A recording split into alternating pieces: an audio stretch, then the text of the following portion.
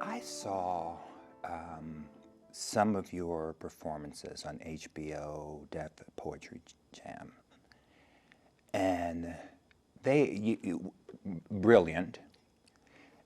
And I watch them now through different lens after reading the book. And I talked about it in the opening of the main show, that it was on the Chicago stop. Talk to me about because that wasn't when you finally got the diagnosis, that was a stop on your way. But tell me about, it's so vivid for me in the book. Talk about the evening that you were just trying to be normal, regular, and get the show done. What happened, as you recall it? I remember that I had run out of gas at some point, but I was still, running on fumes, just such a cliche. And you were on tour. I was on tour, and I had learned, and I don't know, I have not read my own book. Oh, it's good. You should. Thank you. I'll look into it. Okay. Do the audible. It's Oh, good. really? Yeah, listen to you. Okay. Read your life to you. Okay. I remember being just trying my best and just having nothing left. And I don't know if I said this in the book, but I had learned at some point in my life, I had learned how to manage it. I'd learned, okay, you're not feeling great, you just disappear for a little bit. And at some point your friends will know, oh, she does that, she disappears, she's her own little thing, it becomes your personality, right? And then when I came back, I was back. Let's do this, let's go to the club, let's da-da-da-da. And I could do that because I didn't have, like the regular 9 to 5. I didn't have that kind of a lifestyle. You could turn it on. I could, exactly. And tour, though, I couldn't, because I had to be on stage. I had to be backstage. I had to spend 2 hours. I had to do all of that, and there was no room for it. And I remember getting, there's a story that I took out of the book about that time when I had an incident with the costumer, where I was just taking it out. I wasn't taking it out on her, but I was very outsized. My emotions were outsized.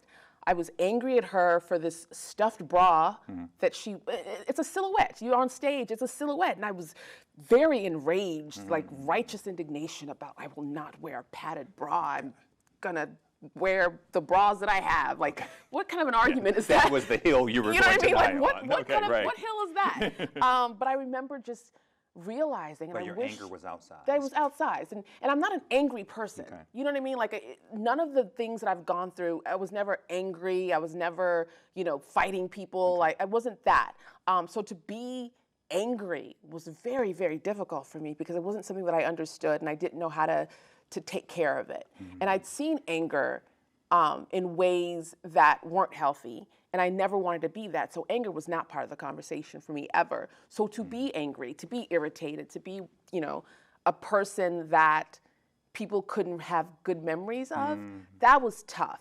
And I was doing things like that. I was keeping to myself. I wasn't talking to anybody else. And I wasn't able to take those moments.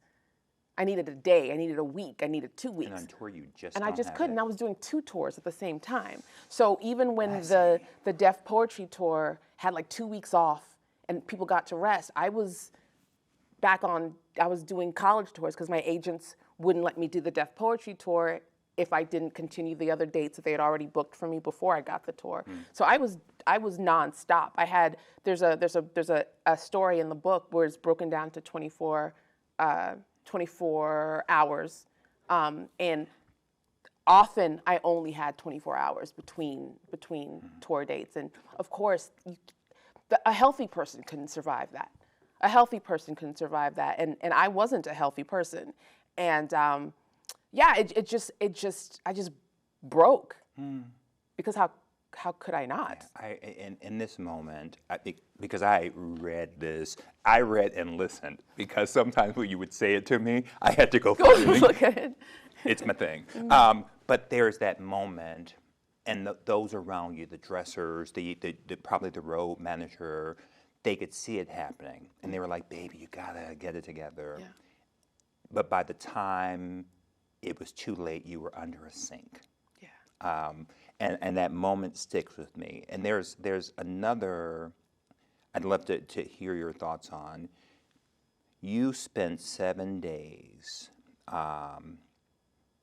institutionalized. Yeah, in the hospital. In the hospital. Yeah. Is that when the diagnosis was made? Is that when you? No. Okay. The diagnosis was made about I want to say, see, my relationship with time, it was either a week or a month after the Chicago date, because they wouldn't let me back on tour until I saw somebody. And I was like, all right, fine, I'll see somebody. Because I just wanted to go back to work. This is what I do. I'd found my thing, and now I wasn't doing it. No, I have to go back to work. And they wouldn't let me back until I saw a doctor and all that. And I went to the hospital because I had worked so hard to be better. I'd taken the medication, and I'm seeing the therapist. You kept saying, if I just do the right thing, if I just do it, and it felt like you were doing by rote, just to prove to everyone you're okay. Yes, and the prize was getting my job back. Oh, fantastic! You're back on the roster. You're back on the call list. Did that happen? Congratulations. No, it didn't happen. I got a call from Mr. Lathan, Stan Lathan, Sanaa Lathan's father, who's amazing, and very sadly said, "I would love to have you back, but I am concerned, and we can't risk it for the show. I mean, because this is a business, and we can't risk it for you." And I remember feeling like I'd failed. I didn't win bipolar disorder diagnosis.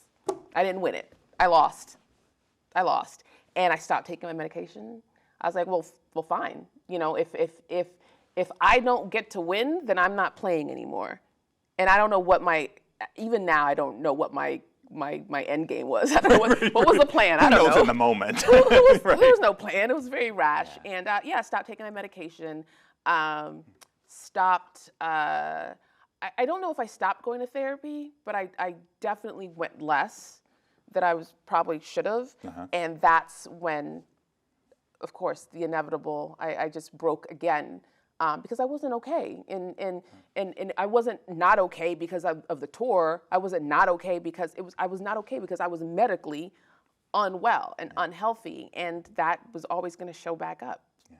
You know what's interesting? Mark Isham, the CEO of Threshold, again, he was on one of our other shows recently, and he said, and we talk about mental health. And quite specifically to Black women on our shows a lot.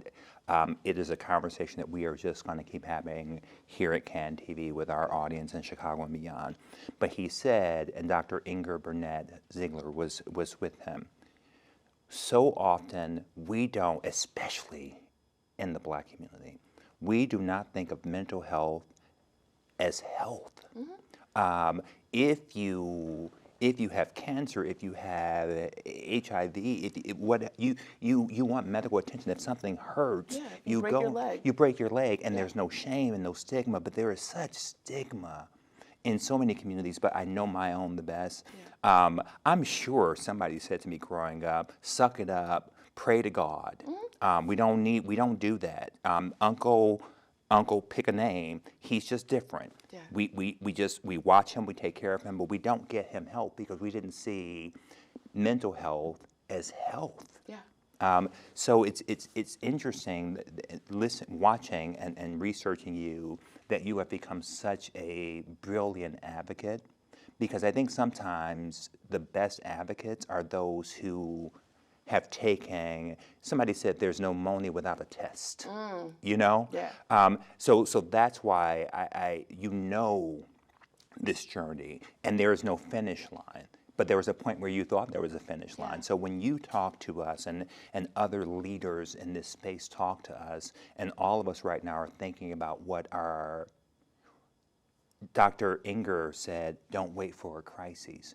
It's mental health. Take care of it when you start to see, and for so many of us, we wait if they can't name it with something impressive, we go, no, push through. Yeah. But if you start to see change, just like with your own physical health, if you start to see changes, you're more lethargic. I remember going to my doctor and saying something's off, and medication helped to get me back on track. For some people, that's forever. For others, it's for a season. Yeah. But that we talk about this, and that we talk about it without shame or stigma, as we would any other illness that is with work can be treated, you can live a full and rich life. Yeah. That's why I thank you. You also said to me that night, empathy's fine, but compassion's important too. So thank you for that. I think this is it. Bassey. Let me say your name again. Bassey Ikpi. Thank you. Thank you so much. Thank you. All right. Oh, you can clap. We don't mind. No, don't. They clap. Oh.